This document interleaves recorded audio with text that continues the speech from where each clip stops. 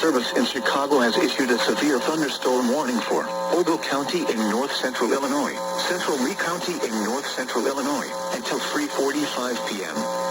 At 2:38 p.m., severe thunderstorms were located along a line extending from near Mount Morris to 6 miles west of Woodhaven Lakes, moving northeast at 40 miles per hour. Hazard, 60 miles per hour wind gusts and penny-size hail. Source, radar indicated. Impact, expects damage to roofs, siding, and trees.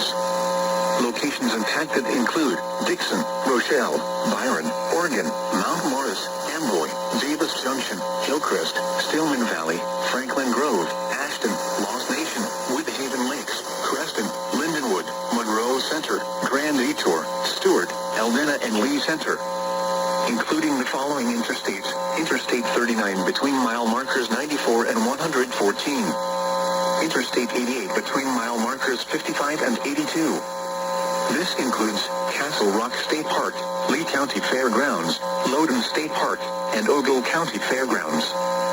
For your protection, move to an interior room on the lowest floor of a building.